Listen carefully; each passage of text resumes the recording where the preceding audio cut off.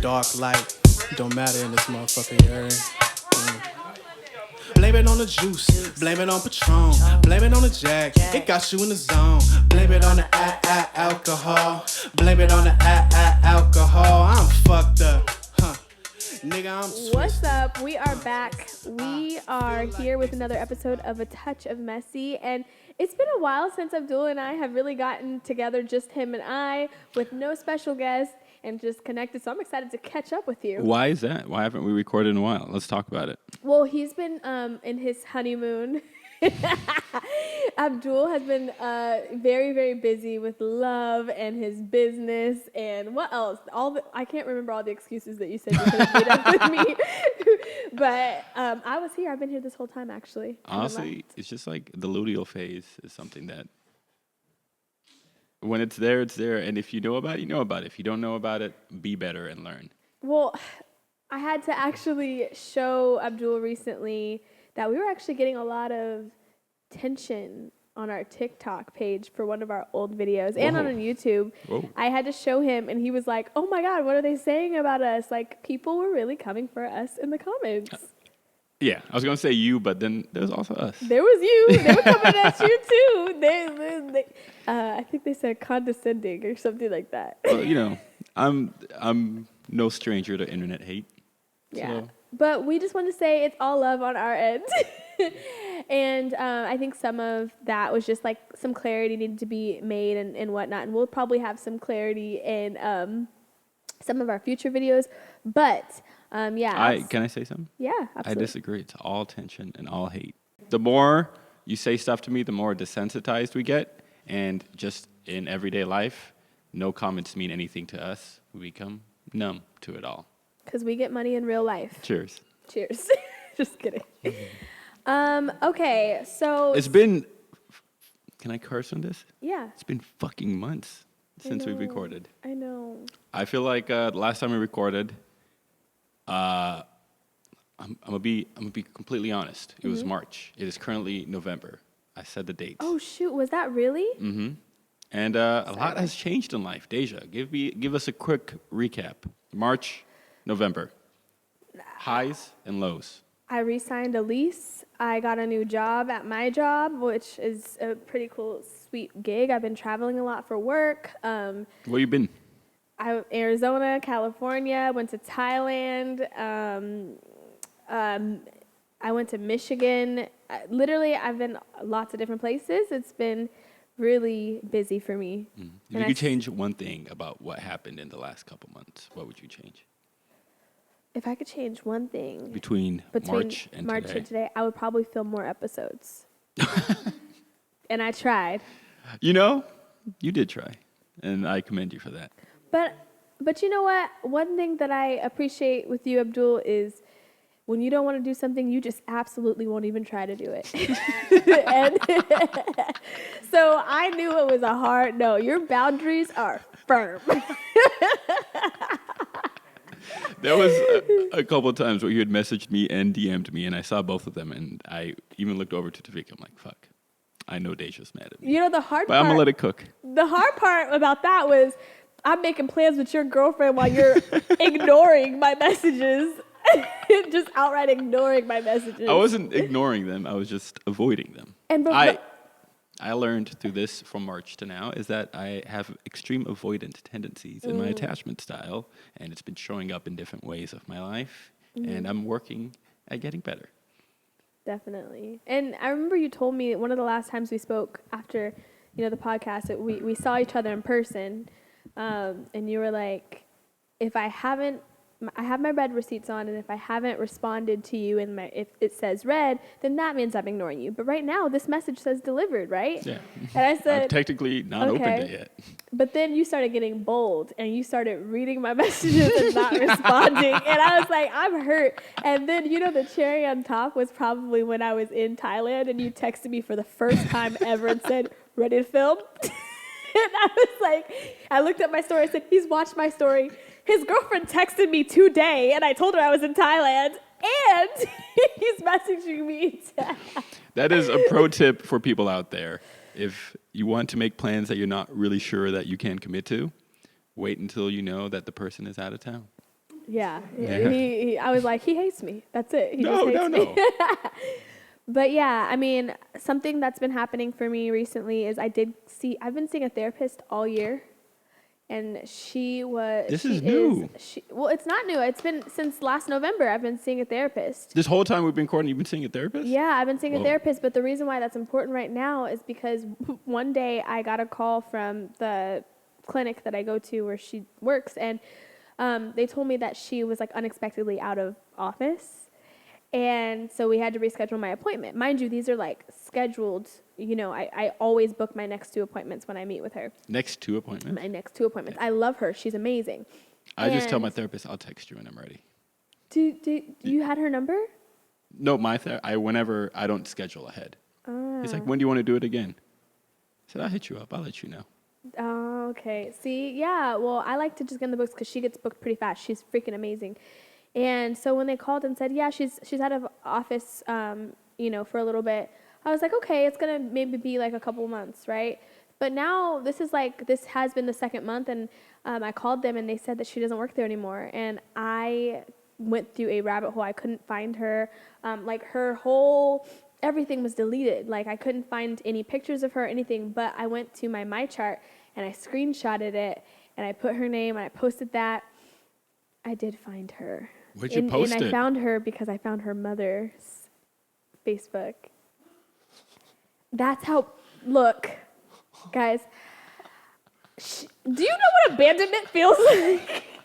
Imagine telling someone your deepest, darkest secrets and never getting the audience is in an uproar. Imagine going on a podcast and telling the world, I stalked my therapist and found their mother. But I was too scared to message her because I just feel like it's clear she didn't want to be found. And it was actually heartbreaking. I was like debating. I was going through a war with myself. Like, do I message her or do I not? Because literally her and I felt like I shared so much about my life with her, and then she just disappeared. Like, no bye. Like, it was a see you next week. And then like, now I'm never going to see her again. That is devastating. Uh-huh. Somebody feels me. I've never met my therapist in person. It's only been virtual. Uh-huh. And in the back of my mind, I constantly have this fear of running into this person because I've been seeing this person since last September, and he knows literally everything about my life. He knows stuff that I don't even know yet about my life. And imagine freaking taking a shot at Cowgirls. You look to your left, you see Mike Ryan just giving you the heads up, and you're like, damn. Let's be clear, you won't be at Cowgirls anytime soon. Or just being out and about, having a good time, and then you see your therapist in person. You're like, I would love that. How would you not like that? Would you go up to your therapist? Yes, I would give her the biggest hug. She's a bit of me. That's weird, man. Yeah, I love her. I don't think I would acknowledge. That's it's that like when avoidancy. Sound like you need a new therapist. It ain't working. When you were younger, did you ever run into your teachers out in the world? That wasn't weird for me. I'm the type of person that I would say, if I see someone that I know, Steven I always shit right say, there. okay. I'm joking. But I always say hi to people that I know in public. I avoid eye contact. Why? I just don't. What are you hiding? If I'm ready to talk, I want to be able to plan to talk to you. If I'm getting groceries and I run into somebody, I don't have the script of what I'm going to say. Why does that have I haven't to be run through my scripted? publicist what I'm going to talk about. Anything is liable to happen. Avoid. I just don't understand why you wouldn't want to be friends with him.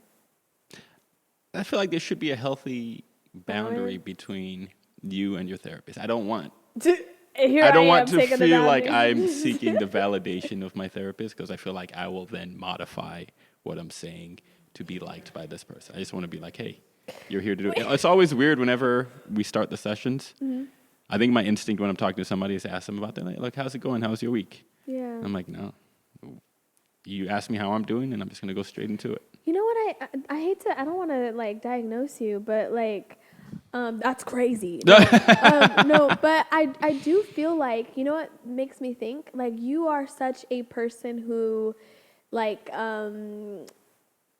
takes care of his friends and people around him that it almost feels like you're unable to, share your, true, when you're actually upset or frustrated. It seems like you walk around with this, I've got it all figured out persona, and it even feels like you carry that into your sessions with your therapist, and so you're afraid to being afraid to say the wrong thing to a therapist. I didn't say that. I don't know. We can run the clips back. It's recorded. No, I feel like I don't want to be friends with my therapist for that very reason. I don't want it to feel like I do. I'll admit that I rarely bring my full self to a conversation, at least unless I know that it'll be a productive thing. Because I'm bound to share, and if I'm going to share, I don't want to overshare. Once a person at Safeway overshared with me, and I was upset with this person for a week, and I thought, I never want to be this person. Let's be clear. I don't think that you're not being your full self. I think you're a very genuine person. But I think that you it sounds like you're afraid to say the wrong thing to your therapist, and I think that's the point of a therapist. No, I'm ready. I say the wrong things all the time. It's okay. I say all kind of racial slurs to my therapist. No, okay. So here we are. Let's role play this. You got to get this out. So You gonna pretend to be Mike? I'm your therapist, and okay, so you're shopping.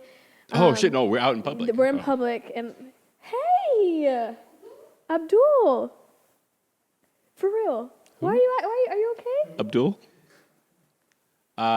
Jina langu ni si Abdul. Mi ni mtu mwingine. Lafikiri wazungumza na mtu mwingine. Mi simjui lakini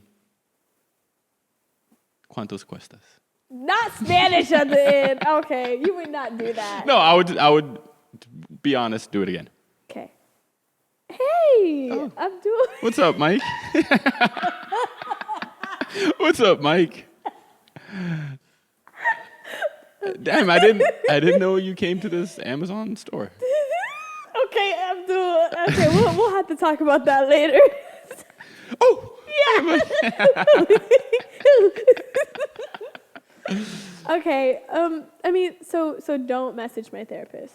I don't think you should message Okay. it. I think you already did too much. Really? Yeah. Damn. Okay. All right. Well, You looked up your therapist's mother on Facebook. there's two different extremes here. Okay. Yeah, this is very You're different. not judging me. Okay. Well, speaking of therapy, sounds like you've been doing a lot of self-care. I have. I've been doing self-care. What are some self-care things that you have implemented into these last couple of months?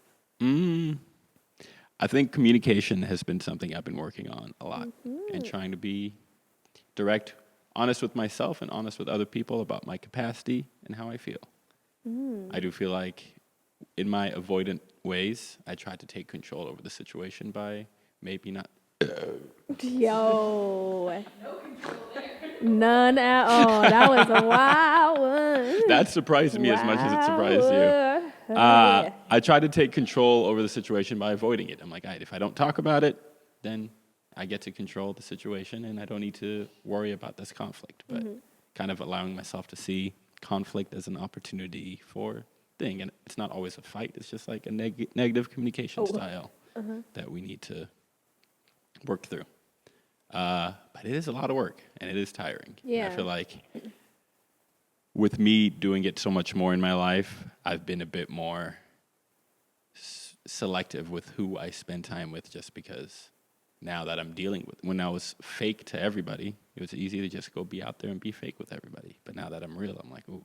Now that I'm real. I don't want to do it, which is kind of weird that I am now avoiding it. I'm being non-avoidant, so I am avoiding to be non-avoidant. Whoa. Do you feel like, when we're speaking about self-care, do you feel like America glorifies self-care a little bit? Like A bit too much. I was going to say, like, Just put your head down and get the shit done. I feel like, you remember that episode of The Kardashians where Kim Kardashian is like, nobody wants to fucking work anymore. I actually really feel that way too. I think a lot of people misunderstand the definition of like being an entrepreneur, and they think it just means you don't have to work for someone, even though you actually a lot of the time work a lot more and a lot of the time for free at first. Yeah. Entrepreneurs probably have the most amount of bosses. All your clients are your bosses. Yeah, but the one benefit to that is if I was ever my own boss, I literally would not work with people that were disrespectful to me. It's crazy how people can be disrespectful. It's a lot of money on the table. You're leaving behind. There's no dollar amount that would. I don't think that there's a dollar amount that is attainable right now for what I do to allow some of the things that have been said to me in like a workspace. You know, I am a human. Yeah, I think that I personally do also think that we can glorify self-care a lot too. Why'd you look at me when you said that? You looked and pointed at me when you said we could glorify self-care. I just feel like sometimes people I think that mental health is such a real thing that we do need to take care of. But I think it's like something that my therapist actually taught me was like feeling your emotions and then letting it just be that. Like you're having a bad day and you're sad. Great. Let that just be it and continue to move forward and do the things that you need to do to take care of yourself. Of course, you can take a moment to yourself, take a day to yourself, whatever. But like when you allow that to become a crutch and you turn that, I'm having a bad day to, I'm depressed for the next week. Like sometimes it really is a chemical imbalance, but sometimes I found with myself that like I would just be like, well, I worked really hard for 2 weeks. Let me just take, a week and doom scroll on TikTok. And it's just like, that's not going to contribute to making it better. Like some things we don't need to give the green light and put a stamp on it and call it self-care. So you're doubling down on what Kim Kardashian said right now. Some people, I don't know her intention behind it. I just saw the meme. But yeah, I do believe that some people don't want to believe in anything. They don't want to do anything. They just want to have someone take care of them. Like, let me get a sugar daddy. Who comes to mind when you say this? There's like a specific person you're talking about, right? No.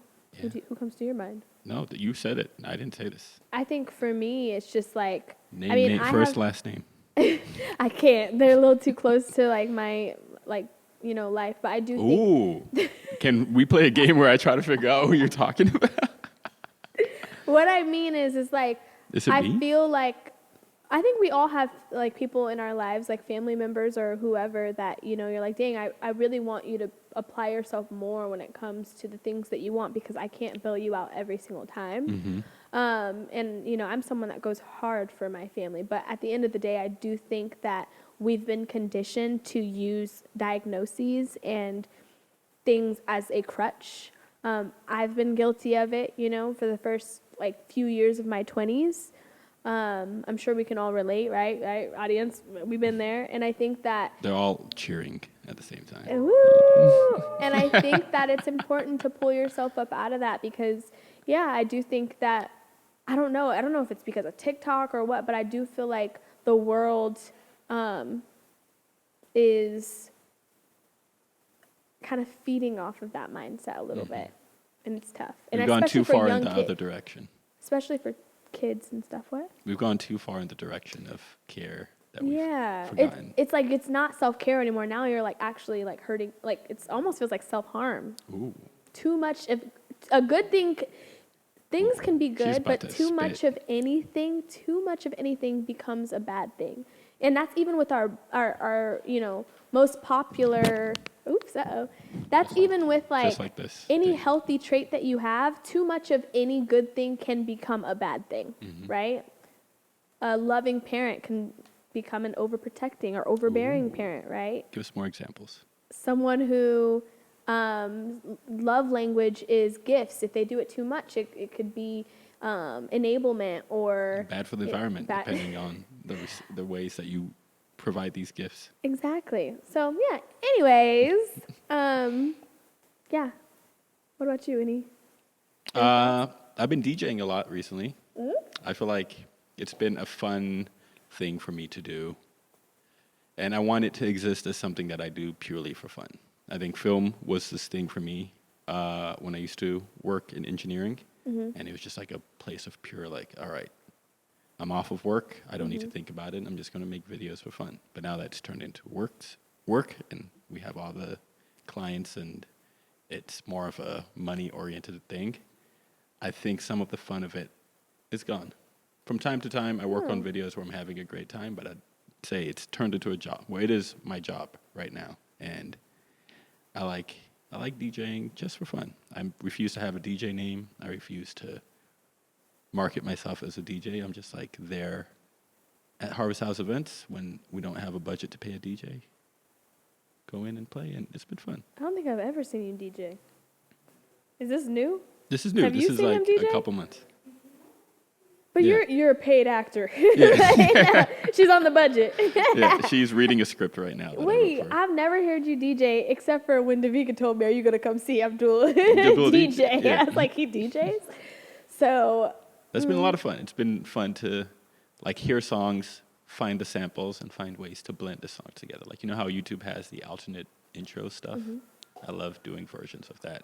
Do you want to play a couple of Truth or Drinks? Yeah, let's go ahead. Okay. For old time's sake, let's play some Truth or Drink. Okay, I'll ask you this question. I'm going to snoop through your house while you're gone. You can hide or remove 3 things before I get there. What are they?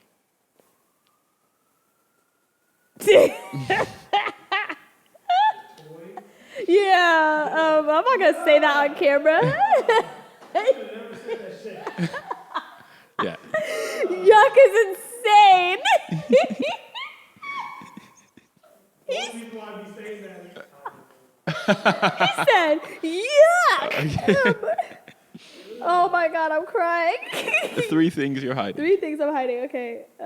Crazy question. They're like, hey, what Well, do if you you're want like, to not if do? it depends on who you are, but like probably I have stomach me. issues. I have stomach issues, so I would hide. The whole world knows about these. I would hide some certain stuff that I have for my stomach, insertation devices and whatnot. Imagine being a guy that loves a girl and you talked about everybody like, oh my God, I love this girl. I want to marry her. And she talks to you, her friends as her insertation device. She's like, yeah, insertation device number 6. He's cool. Ew, you're disgusting. I just caught on to that. You just over-explained the hell out of that, but that is disgusting, Abdul. Thank you. I would never call someone that. So that, So what they I used would to call me in probably high school. hide I just started taking coconut coal and sea moss. I would hide that because that stuff, you get rid of that so quickly, like it finishes quickly. So I would hide that because I don't want anyone to take it. And then I would probably You're hiding it so I don't steal it. And then You're not going to hide your passport, your money, Oh, your credit and my cards. passport. First thing is your CMOS because Abdul will take it. And my passport, actually, yeah. Okay. I would hide my Preparation H. I recently had a hemorrhoid. My DJ name is Preparation H. Oh no! Take sip is crazy. Cheers. Your watch is throwing me off because all the little holes in it freaks me out. Do you have triphobia? I think so. I don't like lots of little Clusters of holes. clusters of things. But it's not even just small ones though. So I don't know because for me it's not even just the small ones. It's also like if I see a big hole, like my heart kind of sinks a little bit. Like just holes are scary to me as fuck. Any kind of hole? I mean, like, if there was, like, you know how in, Where is like, this going? Southern America, they have those sinkholes that have been popping out? No, don't say that. That would scare the hell out of me. A sinkhole? Any kind of hole. Oh. What about the movie holes? I loved holes. Actually, I loved that movie. But there is a part where they show all the holes, and that freaks me out. Okay, we are coming next up card. on. We're oh shit. If you had a chance to speak with a dead relative, but you would both be naked for the entire conversation, would you do it? No. Why?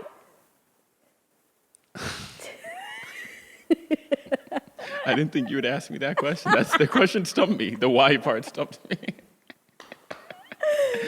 I don't know. I don't feel like there's anything that I have left unsaid with dead relatives. Like, I miss them, but I don't think a conversation is going to bring any more closure to things. That's good. And also, I don't know, being naked. Yeah. Although I did go to a nude beach. You did? Yeah. Excuse me, audience. What the hell? I went to a nude beach while I was in Portugal. And I was just there freaking taint out in front of the world. And it was freeing. Initially, I was going to No. just sit there with my pants while everybody around me was naked. And What? that felt weird. Why'd you say taint, though, of all the things? Because my taint was out. Were you there? Were you naked? That was a nodding yes. Yeah, I was just there naked on a nude beach and Were you with friends or just the two? just the two of us. Just two people. And you know what I noticed? Our genitals don't see the sun. So you telling me you got a white taint? Yeah, actually, yes. I have an untanned taint. And there's something almost, it feels wrong to have a wind and sun on your taint area. But That's then the man. after a while, you're like, whoa, this feels great. And Yeah, there was nothing sexual about being around a bunch of naked people. Like, it never felt like this thing. I feel like we've sexualized bodies to make it seem like, woo. Back in the day, ankles, you see an ankle, you're like, damn, shawty. I know. I can't believe they were like, your shoulders are showing. So, and to this day, I am insecure showing my shoulders because of school. Like, I can't wear a spaghetti strap without thinking, You should go to a nude beach, Daisha. It'll change your life. You know, as tempting There's as one that in sounds, on Madison. I don't want to see no Denny- taint no time soon. What's the pettiest reason you stopped seeing somebody? I know this is a good fucking answer. I feel like every reason I stop seeing someone is valid. I don't think it's very petty. That's a petty answer, but continue. No, it's not. I really can't. I'm not a petty like breakup-er person. Like, because if I break up with you, I'm serious. As far as like petty. Just name the reasons, and we'll judge petty or not. As an audience, we'll be petty, not petty. Your most recent reason you stopped seeing somebody.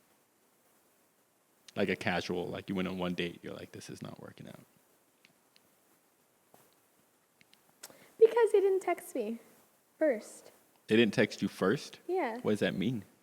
Like After the date, they didn't message you? I felt like the most recent. It was like, well, actually, it wasn't just that. It was a accumulation of things. Like, yeah, it was like never texted me after like would say that they wanted to do certain things and then they wouldn't follow through with it. Like, I think lack of follow through really big.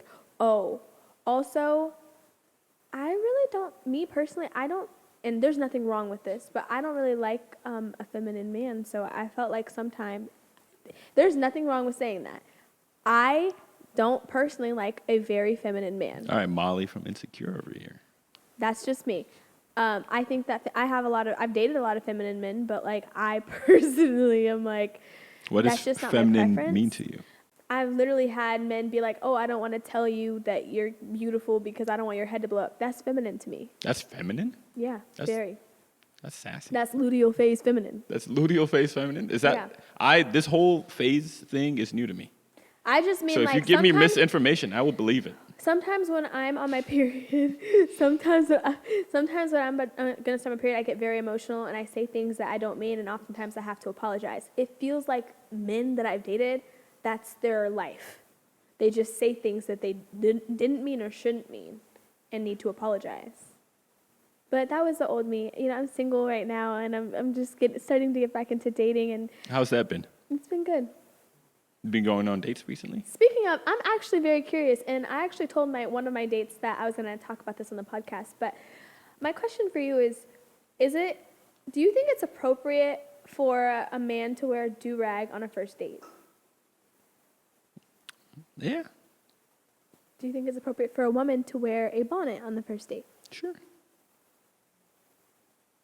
You see, this is what I mean by you're not being honest. I'm being honest. I think okay. it depends on the person. Like, sometimes a do-rag pulls an outfit together. Sometimes a bonnet pulls an outfit together. Yeah. If they're wearing, like, if they're in pajamas and they're wearing a do-rag, that's weird. But if it's like they got a nice fit on, a nice clean shirt and a do-rag on. I would That's agree. clean. I think I've only been on Sounds like you're lying to me right now. It sounds like you disagree. No, it was a topic of conversation between me and my friends before, but I thought it was a surprisingly, conversation between you and a date.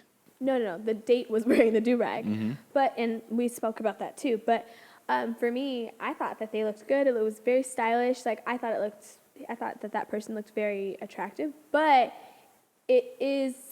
I've heard, like, when we're talking about, like, bonnets and stuff, women, their argument is, like, well, then guys shouldn't wear do-rags either. Because if I can't wear my bonnet without being, you know, insert slur or whatever. Wait, slur's Why are we probably not the inserting word. slurs? You've been saying slur this whole time. What do you mean? Whoa. We went live, and I have the recording. You can't just say you've been saying slurs this whole time. That's crazy. I might need to look up the definition of slur. But what I mean is it's like a derogatory name is what I meant. Not a racial slur. But yeah. Anyways, so if your girlfriend pulled up to a dinner and she was wearing a bonnet. First of all, Davika wearing a bonnet. She's got beautiful locks. She does. Bonnets are to protect that. So I'm curious. And she's like, hey, baby, I'm just out with you in bonnet. Wait, first of all, I'm gonna be like, baby, why do you sound like that? Is Wait, everything I feel like okay? that was a great impression. That was a great impression. Hey, baby, I'm wearing a bonnet. What was it? I'm wearing a bonnet. Why am I dating Johnny Bravo? These are the questions that haunt me. I mean, we've been dating close for a year. Yeah, I think if she wore a bonnet, I'd be like, you're doing something. You're getting ready for something. It's cool. At this point, we still go on dates and we dress nice for stuff. But if we're like, hey, let's go get a dinner, and one of us doesn't show up properly dressed, I don't think it's like a whoa. Wait, do you wear do-rags ever? I had a wave Cap? phase while I was in Portugal. So there was a while I was wearing it. But In Portugal, you were wearing do-rags? Mm-hmm. Oh. The fuck was that look? You don't Speak give your me mind. do-rag kind of phase. I don't know. Why is that? I don't know. Are you gatekeeping do-rags right now? I just feel like if there was a club, you wouldn't be in it. Why? I don't know. Yes, you do. Answer. I don't you know. I don't know is fill a word for I don't want to give this answer. I really don't know. I just, when I thought about the question, I never considered the fact that you might own one. Why? Because I've never seen your hair look different than it does today. Yes, you have. No, I haven't. Yes, you have. Okay, well, except for when it was blonde or when you put a Chris Brown heart in it. Or Drake. It was Drake. I don't even know what you're talking about. Okay. Yeah. Well, anyways. All right. Well, these are questions. I don't think you're being honest about your answer. What was what was the question? Would you go on a second date with this is the question, essentially. Would you go on a second date with a girl that came to your date wearing a bonnet? Was everything about the date amazing? Yep, but she was wearing a damn bonnet. Hell yeah. Okay. Yeah. And I think some women have a boundary around do-rags as well. Like I said, I've only experienced that one time. But the way it was worn, like to your point, was like, it was very stylish. It looked good. But I think, for example, I have like been a trainer in my previous roles before, and there would be people wearing do-rags or Like a personal or trainer? bonnets. Do I look like a personal trainer? You don't, Come which on. is why I was shocked. I don't is crazy. You're the one that said, do I look like... I felt like a trap. No. Huh? What if a man was wearing a bonnet? You give me Actually, that you would wear a no. bonnet. Dave Chenet is wears Mr. bonnets. Bonnet himself. I've Dave seen wears you... bonnets. Yeah. Yeah. Dave is over here like this in the back. Whoa, what's wrong with a bonnet? He's over here. Yeah. He said, Yes. I'm both. He said, get you a man that could do both. Yeah, take care of yourself. Honestly, yeah. I used to go to school in pajamas because it was my comfort. I'm team comfort. My style is Oh, comfort. you did say that before in earlier So, episodes. If that's what you're comfortable in, yeah. Do it. Yeah. Do it. Especially now as somebody that's in a relationship. Okay. No one can see you. Never in my life have I not cared about how I look or how other people look more. Yeah, I think for me right now, especially She didn't getting even into my hear what I 30s, said. I think the only reason Deja, why what did I just say? you said I saw her looking around as I was talking, and she's like, yeah, in my 30s, you know.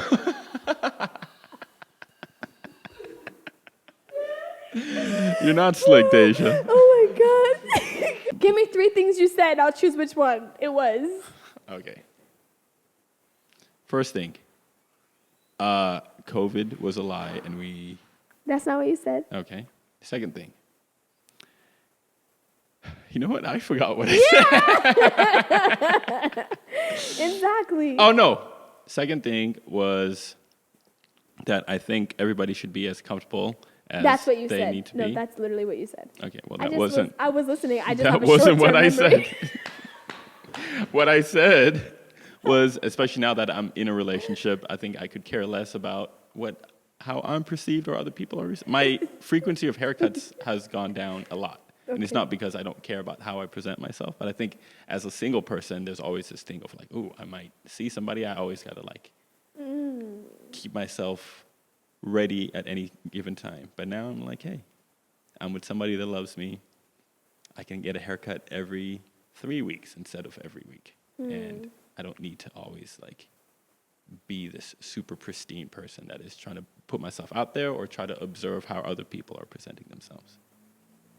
This might just be turning 30 as well. Yeah, it might be. I disagree a little bit. Yeah, but I don't know if that's just I don't know if it's like a me thing or like maybe because I'm a girl, like maybe I think of this way versus like other people because you're a guy. But Thank you for clarifying. but I personally feel like,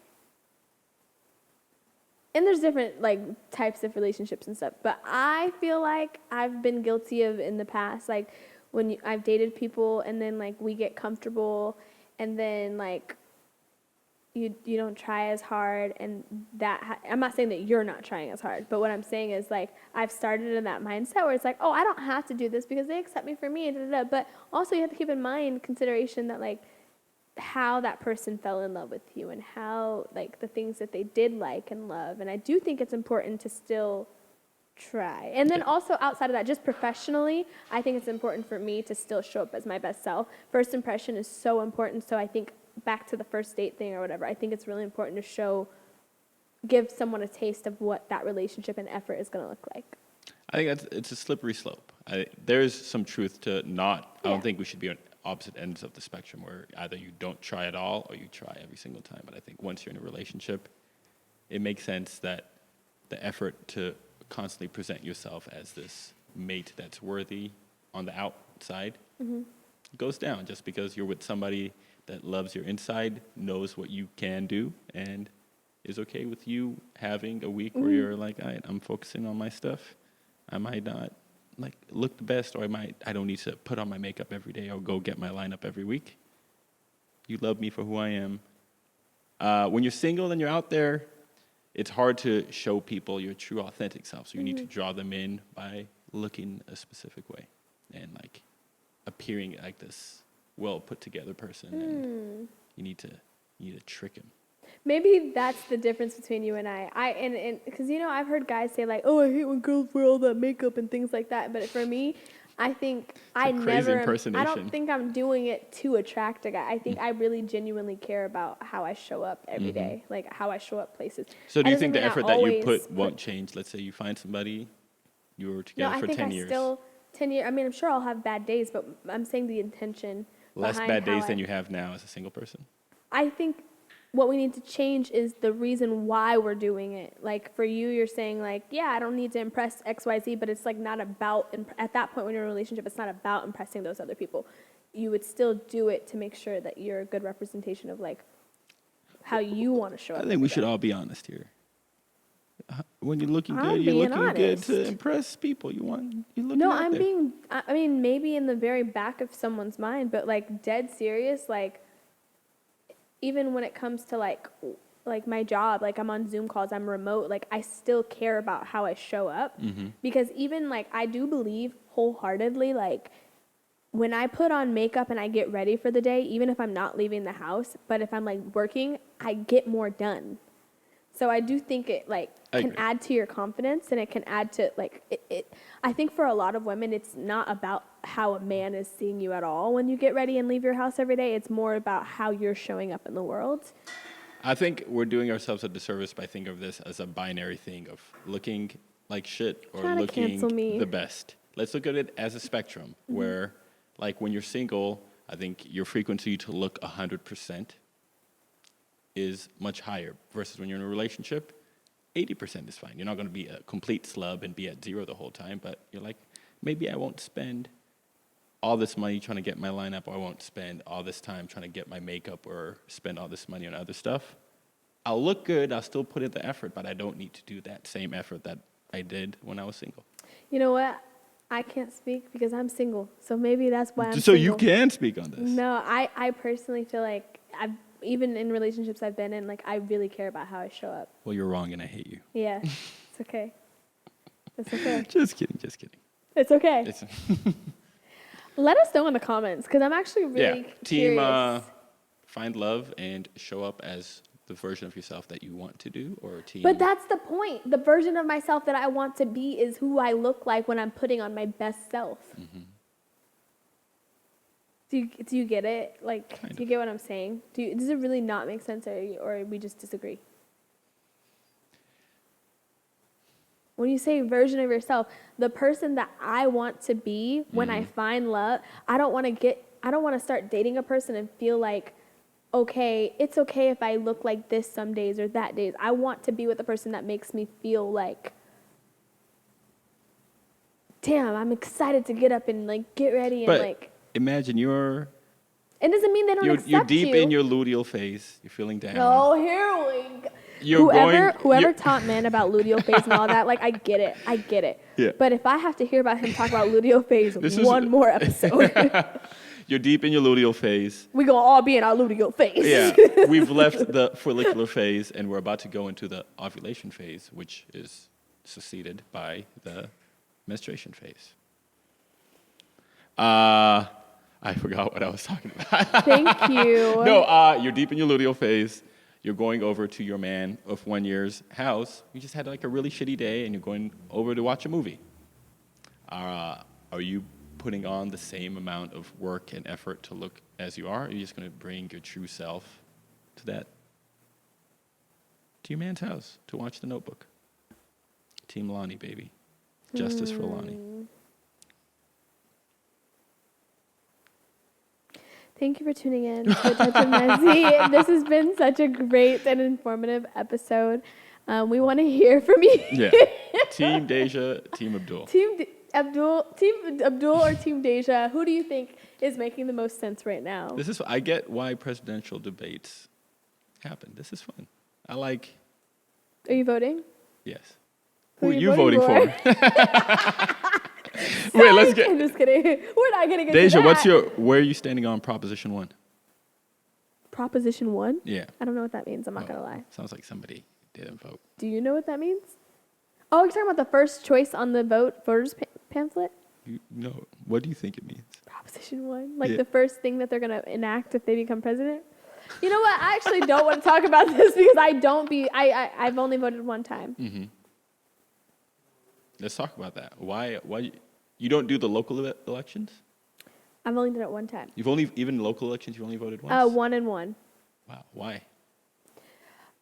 It wasn't as I never felt like it really mattered what I would vote or say or do, and so I didn't start voting until like a few years ago. What changed your mind? My mentor. What did your mentor say? That my voice matters. It's very generic. Wow, that's very disrespectful. It's a good one. Very. Yeah, I'm not generic. Mm-hmm. But yeah, who are you voting for? Presidentially? Yeah. In the comments, who do you think I'm voting for? You should be proud of who you're voting for since you're calling I haven't filled out my ballot yet. I'm going to let the comments decide who I vote for.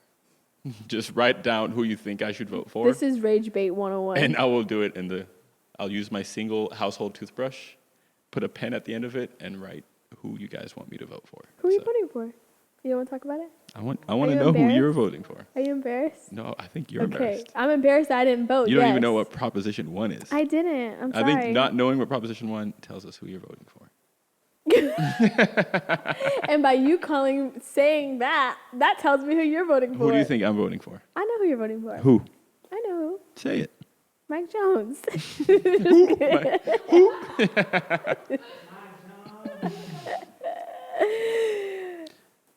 Yeah, we're out of time. No, we control this shit. We could go on for another We hour. control this shit. We run this shit. We go on for another hour. I have some bad news to tell you after this podcast. So we are going to go. Okay.